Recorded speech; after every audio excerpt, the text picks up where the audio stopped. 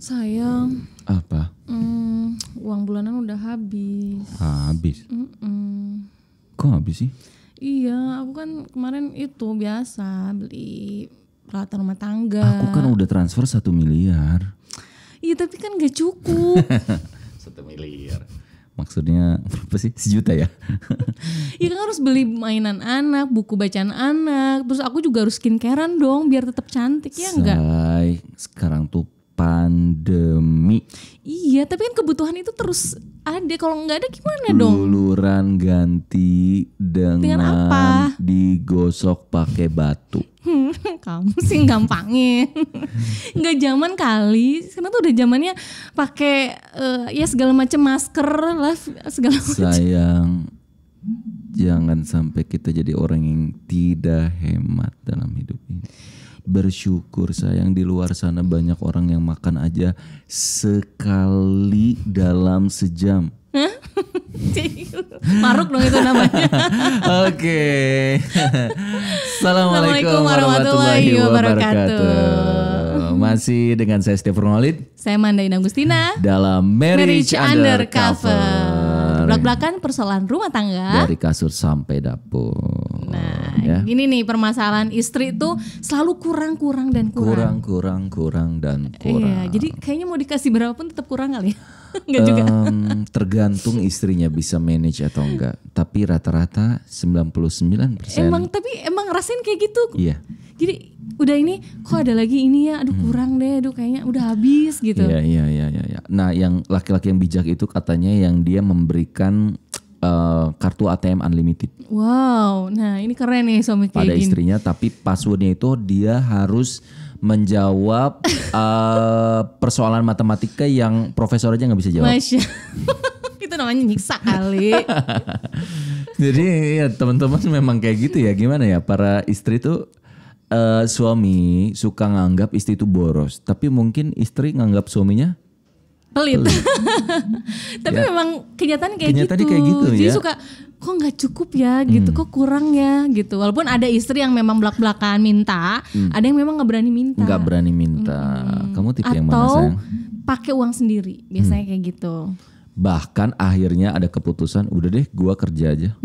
Daripada gua terus-terusan minta kayak gua melas banget ke suami gitu ya. Akhirnya ada titik yang lebih parah lagi, ngapain gua nikah? Nah, Toh dia yang nggak ngasih apa yang gue harapkan.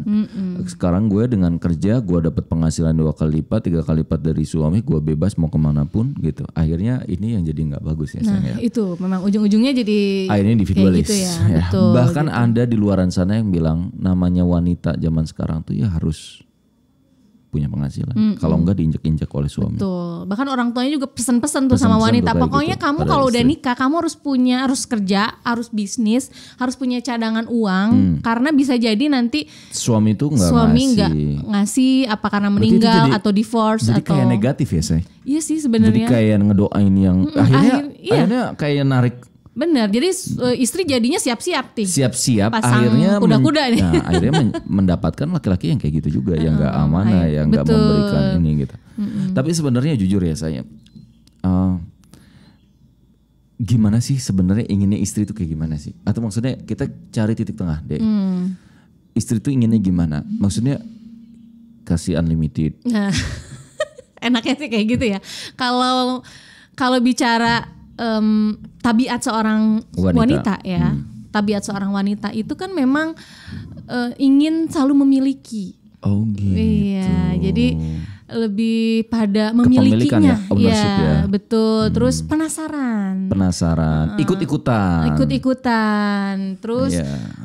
gengsi. Gengsi. Jadi lebih tinggi memang dari laki-laki gitu, karena mereka sering suka bersosial kan. Maksudnya makhluknya tuh senang bergaul. Kalau laki-laki itu kan sebenarnya senang menyendiri ya, lebih individualis intinya gitu. Kalau wanita itu kan senangnya tuh bergaul, akhirnya temen beli ini kepanasan gitu, terus temen ngebisikin ini, atau saudara kamu misalnya suami kamu tuh punya uang, kenapa sih kamu nggak beli mobil kek, kamu kan kasihan misalnya harus pakai online gitu, transportasi online gitu kan kasihan gitu kan. Jadi dibisikin, akhirnya dipanas-panasin, akhirnya ngerasa nggak bersyukur Nah, gitu dengan sebenarnya sih jadi insecure karena kurang bersyukur. Sebenarnya ketika seorang suami memberikan lalu istrinya qanaah, bersyukur dengan apa yang ada, sebenarnya suami juga peka sih sebenarnya. Gitu Tapi ya. kalau istrinya terus-terusan nuntut, istrinya belum apa-apa, ini kurang, ada loh. Ada lah gitu yang aku lihat gitu di luar sana, enggak kamu gitu ya. Tapi misalnya suaminya belum pergi aja, misalnya suaminya mau pergi agak jauh gitu ya. Jangan lupa. Gimana sih? Kayak yang sorry to say gitu ya, kayak yang suaminya tuh kayak yang ya nggak enak aja gitu. Iya, Kayaknya betul, kayak betul. yang emang gue nggak bakal mikirin kamu gitu ya. Ya pastilah gitu. Atau mungkin istri yang materialistis. Nah, jadi memang tadi tabiat wanita tuh matre dalam artian tadi ya gitu, karena beliau yang manage, yang tahu kebutuhan gitu, akhirnya memang membutuhkan materi itu sendiri untuk memenuhi kebutuhan suami dan anak-anaknya juga sih sebetulnya, kebutuhan rumah tangga, pikirnya sih begitu gitu. Akhirnya tadi menuhankan materi itu sendiri. Kalau nggak ada uang, kalau misalnya nggak beli ini, nggak beli itu, akhirnya aku nggak bahagia, aku nggak bisa ngebahagiain anak-anak, aku nggak bisa bikin apa untuk suami gitu. Awalnya niatnya baik gitu. Iya. Dan di luaran sana kayak ibu aku misalnya gitu ya, banyak loh istri yang sebenarnya bisa manage gitu ya. Artinya istri aku juga jago banget gitu. Amin. Bisa gitu ya manage, misalnya dikasih segini nerima, tapi bisa diputerin lah, bisa di manage lah gitu ya. Jadi justru uangnya kadang bisa lebih gede dibandingkan suami, karena saking dia bisa memanage harta suami gitu ya. Nah ini juga menjadi satu hal. Ada teman aku juga, temennya kamu juga gitu, yang sekarang itu yang dulunya ngumpulin terus barang-barang, sekarang dia ikut KBS. Yang berbenah sadis. Iya. Dia jualin dong. Dan akhirnya simplicity is very powerful. Betul. Jadi ternyata hidup tanpa banyak barang itu membuat kita tuh jadi happy. Iya, memang ada penelitiannya juga Iya, gitu. ya. Jadi ketika kita membuang barang,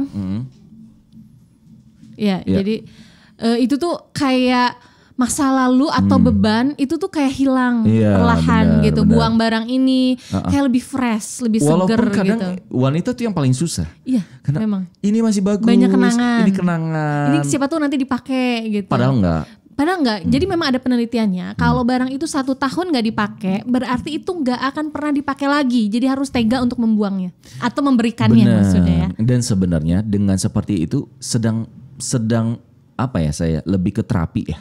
Iya. Terapi untuk jadi orang yang simplicity. Sampai ada lagi yang keren. Ibu-ibu sekarang sedang ada juga tren di mana misalnya gimana dengan uang 100.000 beli apa drop masukin ke kulkas sehingga ini bisa 1 minggu. Apa sih yang kayak gitu food, saya? Preparation. Food preparation. Food prep, Itu menurut saya menarik sih. Jadi artinya bagaimana seorang wanita itu dia memanage dengan uang sekian tuh bisa cukup kok gitu. Iya, betul. Kayak ibu aku misalnya, dari tahu yang awalnya tahu segitu jadi tahu bubuk, dari tahu bubuk jadi tahu ditambah tempe, jadi apa? Dia selalu gitu 4 hari sampai seminggu tuh selalu ada dan selalu utuh. Gak kayak gitu juga. Gak gitu juga ya. Iya.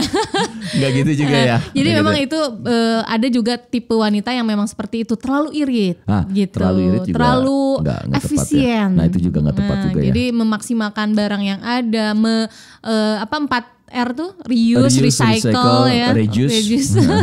Kayak gitu, semua barang yang belum nggak kepake dirubah lagi, dipermak gitu. Itu juga bagus gitu, punya nilai tambah tersendiri gitu. Tapi ya tadi nggak sampai berlebihan sampai masakan kan memang ada tingkat ininya ya. Maksudnya kalau udah 3 hari udah basi ya udah jangan dipakai. Apalagi sayur udah dibesokin udah nggak bisa sebetulnya, jangan diangetin lagi kayak gitu.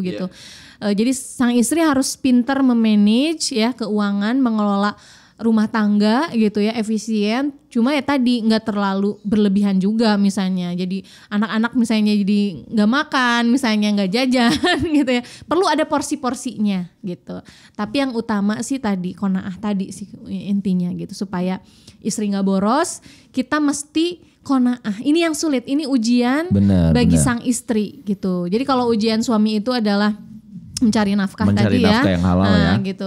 Lebih ke bagaimana cara mendapatkan uang. Kalau ujian bagi istri itu adalah bagaimana mengeluarkan uang dengan sebaik-baiknya gitu, memanage, mengaturnya, mengelolanya. Itu ada di buku Marriage Undercover juga ya, gitu, menjadi istri hemat milenial gitu. Mana udah nulis nih. Kalau ada yang udah baca mungkin boleh nanti dicek-cek lagi kayak gimana sih jadi istri hemat milenial biar nggak boros ya, biar qanaah juga gitu. Iya, baik teman-teman semua, mudah-mudahan ini jadi inspirasi ya buat kita semua bahwa kalau kita mau jadi orang yang tadi qanaah gitu ya. Kita nerima apa yang memang oleh suami berikan. Suami juga memberikan yang terbaik buat istrinya gitu ya. Karena seperti itu seperti waktu kita mahar ya. Sebaik-baik betul. laki-laki adalah dia yang memberikan mahar terbaik, tapi sebaik-baik wanita ada yang meringankan mahar. Betul, sebetulnya ini jadi prinsip dalam Sebenarnya keuangan prinsip, rumah tangga ya. Nah, gitu. Betul. Sebaik-baiknya suami adalah yang memberikan nafkah terbaik, tapi sebaik-baiknya istri adalah dia yang tidak menuntut pada suaminya, dia menerima bahkan tidak menyusahkan suami gitu ya. Tapi bukan berarti jadi yaudah aku kerja keluar rumah misalnya. Bukan. Jadi justru lebih kepada bagaimana manajemennya. Makanya seorang istri itu lebih penting menurut saya belajar sebelum menikah ya, manajemen finansial. Dari mulai budgeting, dirinci anggaran dan yang lain sehingga dia terbiasa untuk memanage karena itulah fitrahnya seorang wanita ya. Fitrahnya memang memanage harta suami. Maka sebaik-baik istri ada dia yang bisa menjaga harta suami, berarti kan dia bisa memanage harta suaminya gitu. Dan ini adalah salah satu yang amin. Ya. Sedang belajar sama-sama. Teman-teman semua makasih banyak istriku sayang. Nanti kita akan bahas lebih banyak lagi masih di podcast kita Marriage Undercover. Assalamualaikum warahmatullahi wabarakatuh. Halo, buat teman-teman semua yang udah menonton tayangannya ini dan mendapatkan manfaat juga inspirasi, jangan lupa untuk like, comment, share, and subscribe ya. Insya Allah membuat kita semakin semangat untuk bisa memberi inspirasi lagi.